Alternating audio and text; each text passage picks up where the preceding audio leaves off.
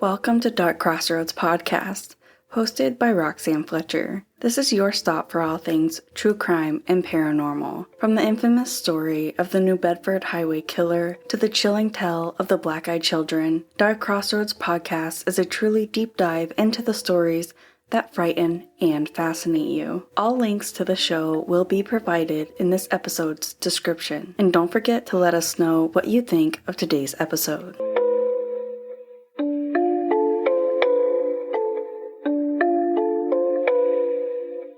Jason Landry left his apartment in San Marcos, Texas around 11 p.m. on Sunday, December 13th of 2020. The 21-year-old, who was a student at Texas State University, had finished all of his finals and was heading to his parents' home in Missouri City, Texas for the winter break. He was in a good mood when he set out to make the 165-mile drive to Missouri City, but he never arrived at his parents' house. His Nissan Altima was found wrecked and abandoned later that night. It was just 30 miles away from his apartment. Jason was not anywhere near his car, and he was never seen again. A volunteer firefighter returning home after a call found the Altima on Salt Flat Road near Luling, Texas, shortly after 12:30 a.m. He called the police and told them that the car had crashed into a tree. An officer with the Texas Highway Patrol responded to the scene of the crash, but found no sign of Jason. Initially, the officer believed that they were likely dealing with a drunk driver who had possibly crashed his car and then fled the scene to avoid getting arrested. He called for a tow truck to pick up the Altima and took it to an impound lot. When the car was found, its headlights were still on and the keys were still in the ignition. All of the doors except the front driver's side door were locked, and Jason's cell phone and some other personal belongings were found inside. Around 900 feet away from the car, the officer found Jason's backpack, a ball cap, a small bag of toiletries, and a small plastic tumbler containing his betta fish, which were dead. Inside of his backpack, the officer found a small amount of marijuana, Jason's laptop, and some gaming equipment. While the officer was waiting for the tow truck to arrive, he went through the glove compartment and found the car's registration. It was registered to Jason's parents, Kent and Lisa Landry. The officer called and told them that the Altima had been in an accident, and when they learned that Jason was not at the scene, Kent, his father, immediately drove to Luling to see what was going on. Kent, who was the senior pastor of a Missouri City church, was desperate to find his son and did not feel that the Highway Patrol were doing enough to locate Jason. He decided to conduct his own search of the area. Kent found several articles of Jason's clothing, including a pair of shorts, a shirt, a pair of socks, a pair of underwear, a pair of shoes, and a wristwatch. Interviews with Jason's friends at the school later confirmed that the items of clothing found in the street were the same items that he had been wearing when he left to make the drive home. This seemed to indicate that Jason had stripped out of his clothing after getting out of his wrecked car, despite the fact that the temperatures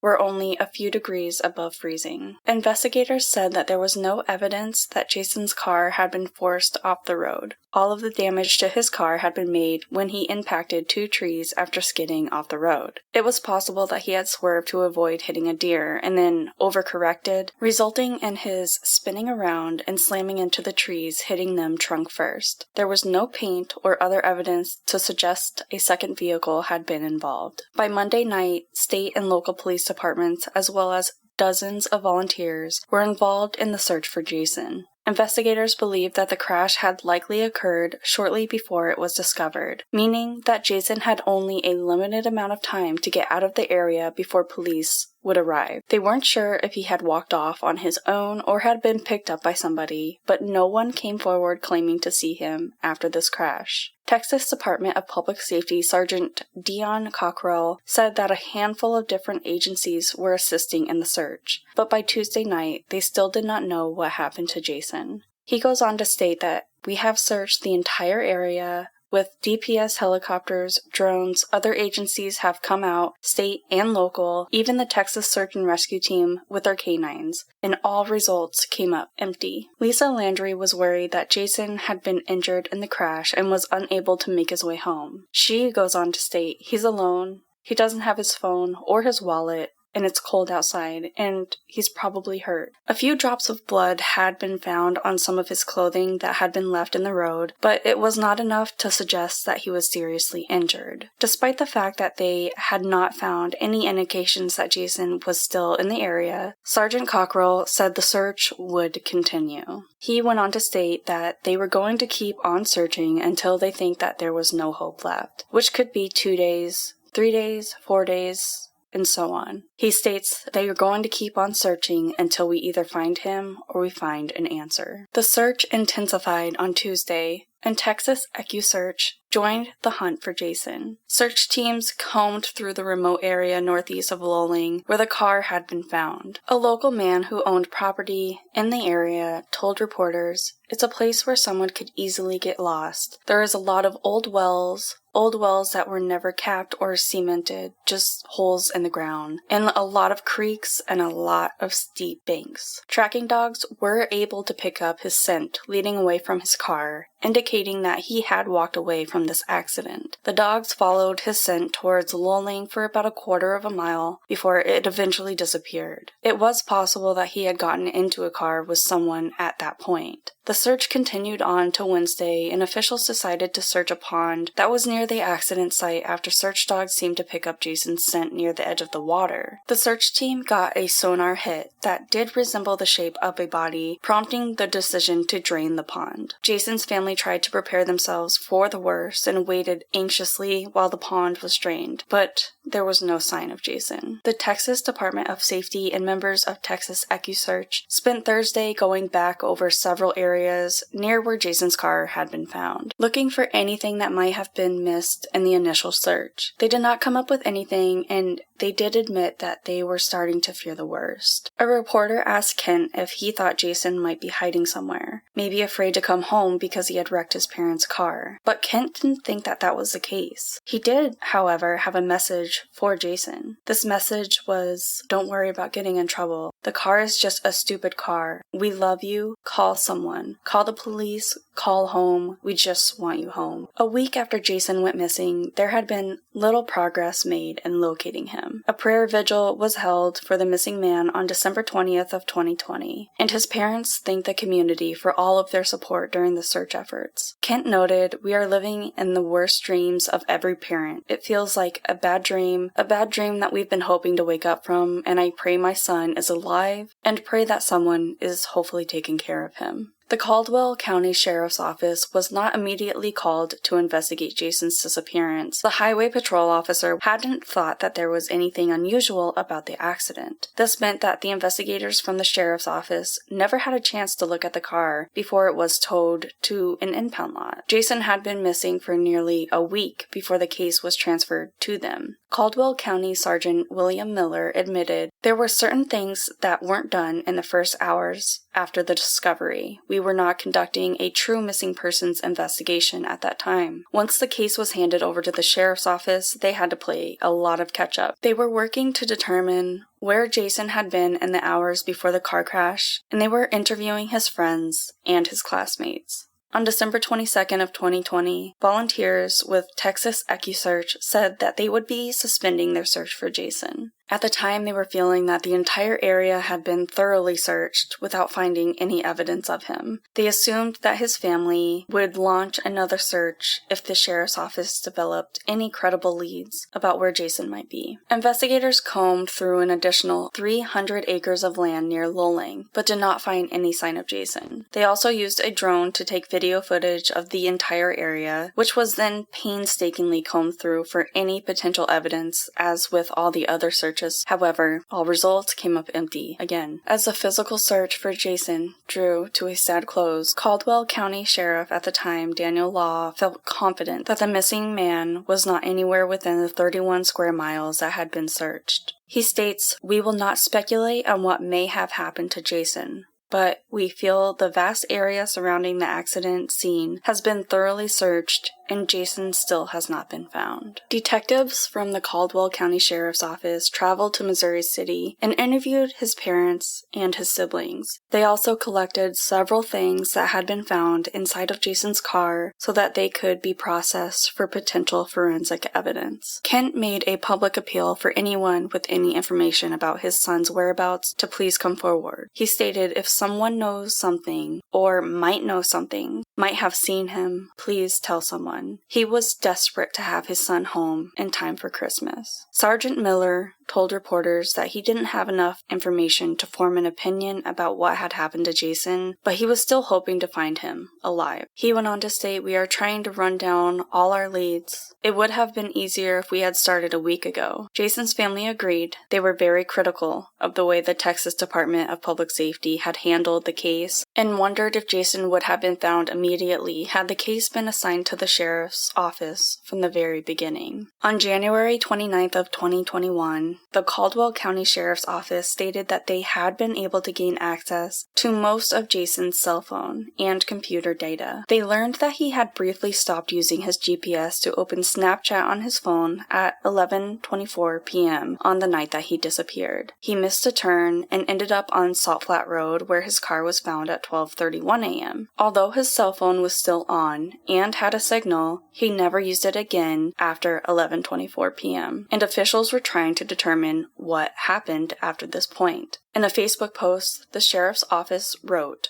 "There is no evidence that Jason was traveling to meet with or had communicated intent to meet with anybody in or around Lowling. They believed he had ended up on the isolated dirt road simply by accident, after missing a turn he should have taken." The Caldwell County Sheriff's Office and the Texas Rangers were working together to process evidence in this case. This included submitting several of the items for DNA testing to confirm that they belonged to Jason. On February 26 of 2021, Texas Search and Rescue conducted a 3-day search for Jason. The group used dog teams, searchers on horseback, drones, and helicopters to scour Caldwell County. They covered around 50 square miles, but unfortunately found no sign of Jason. In May of 2021, Jason's family announced that they were offering a $10,000 reward for any information leading to his safe return home. Delita Copeland, a retired FBI agent who volunteered to search for missing people, noted, "If you know anything or if you've seen anything, we can protect you. We can keep you confidential.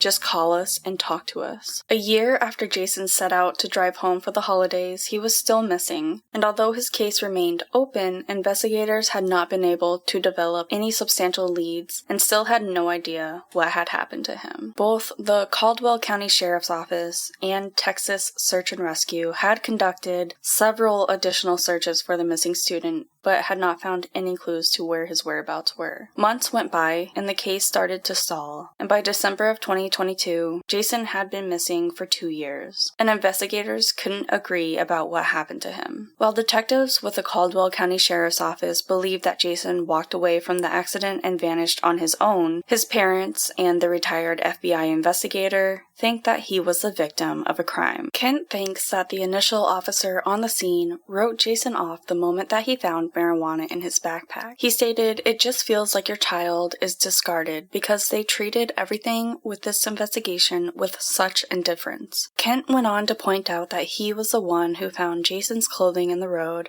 after Jason's car had already been towed. By the second anniversary of their son's disappearance, Kent and Lisa had resigned themselves to the fact that Jason was likely no longer alive, but they wanted to know what actually happened to him, and they wanted to bring him home for a proper burial. Abel Pena, a retired FBI agent who heads Project Absentees, a non-profit organization that helps the families of missing persons, said that he and his team of investigators believe that Jason met with foul play. He states, "I think that the biggest red flags for us were the clothes just being laid where they were. We all agreed it appeared like it was staged. He doesn't believe Jason was behind the wheel of the car when it crashed." Caldwell County Sheriff's Captain Jeff Ferry agrees that Jason is likely dead, but he doesn't believe that it was a result of a crime. He noted that Jason had messaged his friends about marijuana and other personal things that night. He states, "When we look at the totality of things, it really paints a picture of almost an internal crisis that Jason was dealing with. He thinks that Jason fled on foot after crashing his car, and they have just been unable to find his remains." Jason's parents just just want to find him, no matter what the reason behind his disappearance was or might be. Kent pointed out that the law enforcement seemed to make their mind up immediately that Jason was just a college kid on drugs and thus put little effort into finding him. They saw his clothes lying in the middle of the road and didn't even bother to pick them up. If you literally think there is some college student naked in a 30-degree weather night, shouldn't you at least search for him? For Jason's parents, siblings, friends, and other relatives, he will always be more than just another missing college student. They have done everything possible over the past 2 years to raise awareness about Jason's disappearance and make sure that he is not forgotten. They have held prayer vigils, organized searches, and raised reward money. They hold their breath every time an unidentified body is found, and they hold on to the memories of all the good times that they shared with Jason, praying that they will one day be reunited with him. Jason David Landry was just 21 years old when he went missing from Luling, Texas in December of 2020. Jason was driving home to Missouri City, Texas from his apartment at Texas State University in San Marcos when he vanished. The circumstances surrounding his disappearance are murky, and investigators have been unable to determine exactly what happened to him that night. Jason has brown hair and brown eyes, and at the time that he disappeared, he was 6 feet 1 inch tall and weighed 170 pounds. Jason has a scar on his left ankle and one on the right side of his neck. If you have any information about Jason, or if you know anybody who does, please contact the Caldwell County Sheriff's Office at 512-398-6777. You can also call anonymously at 726-777-1359. There is also a Facebook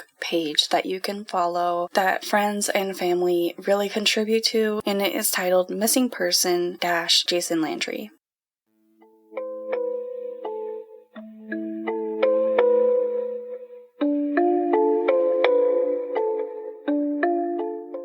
Alrighty, so it's that time, guys, to say goodbye. But before I do so, I just want to send a thank you to all of my listeners for your continued love and support and for sending in cases that you want covered and stories that you want read on the podcast. We truly accept all stories, including scary, paranormal, and funny. Any cases you want covered or stories that you want read on the podcast, just please send them in to darkcrossroadspodcast@gmail.com. Thank you for hanging out again today, and if you want any more information about the podcast or cases and stories that we cover, then head on over to the website at www.darkcrossroadspodcast.com. There you can find all of the information about the podcast, a link to our merch, and also our blog covering all of the cases that we cover. You can also find us on all social media platforms. Don't forget to like, share, rate, review, subscribe wherever you're listening to us. You can subscribe to the podcast for bonus information. There is a link in all episodes in the notes that will send you to our subscription page, and with that you will get bonus content, discount on future merch, and a lot of extra goodies. Every single dollar that comes through donations or through our subscription goes straight into the podcast, helping fund research, and it really helps us out and keeps this podcast going. And with all of this said, please don't forget to be weird, stay different, and don't trust anyone.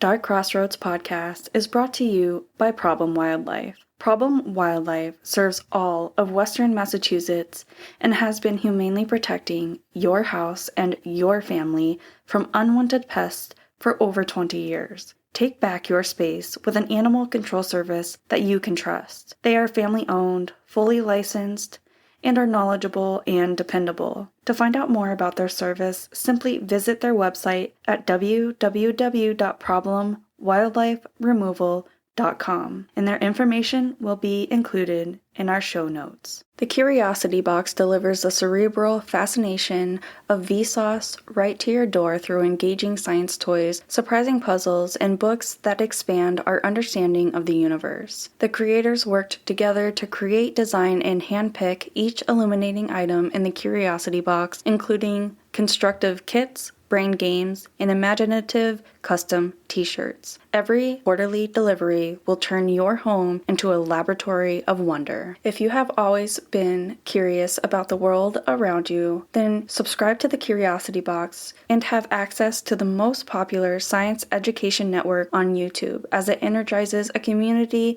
of Earth's most inquisitive minds with videos spanning science, math, and the human experience. And now all of that passion is in a box pulled off the screen and put in your hands. You can also receive monthly courses spanning popular academic disciplines to inspire and nurture the next generation of curious thinkers, innovators, and inventors. They are delivering a deeper learning experience through AR, VR, and video lessons on the MEL app. Join the curious community on their journey to explore the world, celebrate the amazing, and support brains for the future of our pale blue dot and beyond.